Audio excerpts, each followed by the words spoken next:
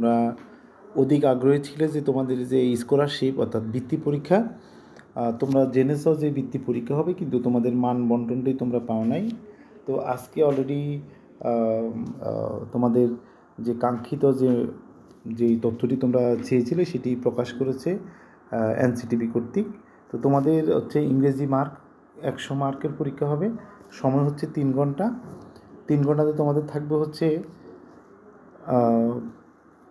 Seen passage থাকবে, অর্থাৎ তোমরা যে বর্তমান কারিকুলামে যে পরীক্ষাটা দিবে, বার্ষিক বা অর্ধবার্ষিক পরীক্ষা দিয়েছ ওই স্ট্রাকচারেই, তবে পুরো সিলেবাস পুরো বই, অর্থাৎ পার্ট 1 থেকে থাকবে, ফার্স্ট পেপার থেকে থাকবে 40 মার্ক, সিন প্যাসেজ থাকবে, সিন প্যাসেজ থেকে হচ্ছে 8 5 13 মার্ক। তারপরে আরেকটা সিন প্যাসেজ থাকবে, সেটাতে fill in the gaps, vocabulary থাকবে। আনসিন প্যাসেজ থেকে থাকবে ইনফরমেশন ট্রান্সফরমেন্ট ট্রু অর ফলস, সেটা। তারপরে থাকবে রাইটিং সামারি। এটা হচ্ছে বর্তমান যে সিস্টেমে আছে সেই সিস্টেমেই মূলত। তারপরে একটা ম্যাচিং থাকবে, অর্থাৎ টেবিলের মতো। তারপরে ফয়েম থেকে যে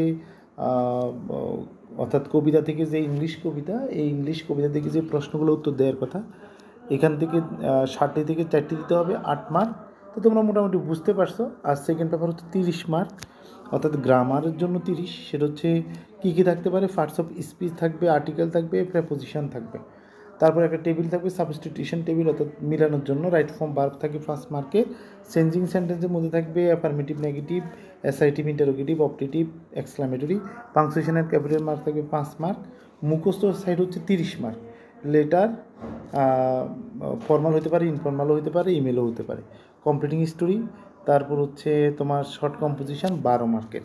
তো মোটামুটি সিলেবাসটা হচ্ছে তোমরা যে বার্ষিক পরীক্ষা দিবে বা অর্ধবার্ষিক পরীক্ষা দিচ্ছ তার মতো একদম হুবহু। তারপরে আসো তোমার গণিতটা আমি বলছি।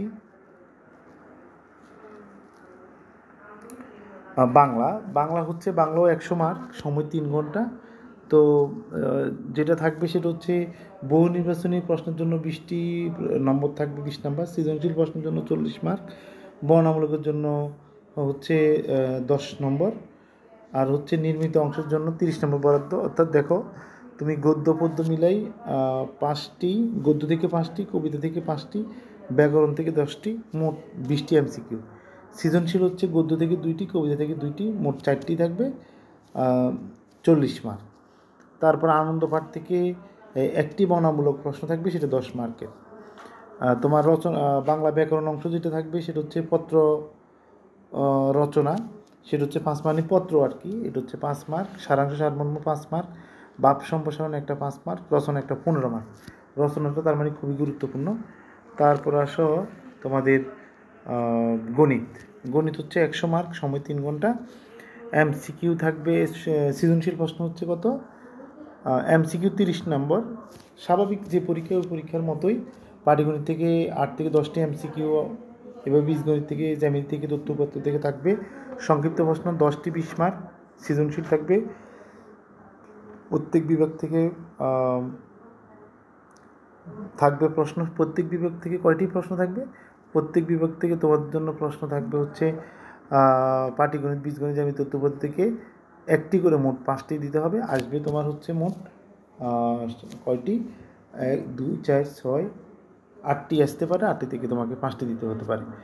এটা স্বাভাবিক সিলেবাসের মতোই আমার দৃষ্টিতে ঠিক আছে, কারণ নতুন কোনো কিছু অ্যাড করা হয় নাই। এবার আসো বিজ্ঞান থেকে প্রশ্ন হচ্ছে 50 মার্ক, তার মধ্যে 10 মার্ক হচ্ছে বহু নির্বাচনী, আর হচ্ছে সংক্ষিপ্ত প্রশ্ন হচ্ছে 2টি, 5টি, 10 মার্ক, 20 মার্ক মোট। আর সৃজনশীল দিবে 3টি, তাহলে 3 এর 20 50। বায়বীয় একইভাবে, মানে অর্থাৎ সমাজ একই রকম।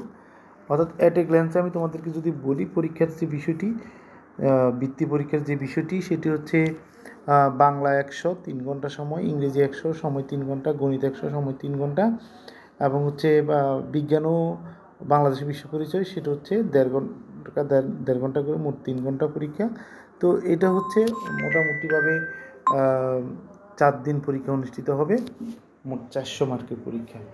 এবং হচ্ছে এখানে যেটি বলা আছে যে এটি এখনও একটা জিনিস অস্পষ্ট, যে কয় তারিখে পরীক্ষা হবে সেটি বলা নাই। তবে আমার ধারণা এটি ডিসেম্বরে হতে পারে, তোমরা প্রিপারেশান নিতে পারো। ধন্যবাদ তোমাদেরকে ধৈর্য সহকারে শোনার জন্য।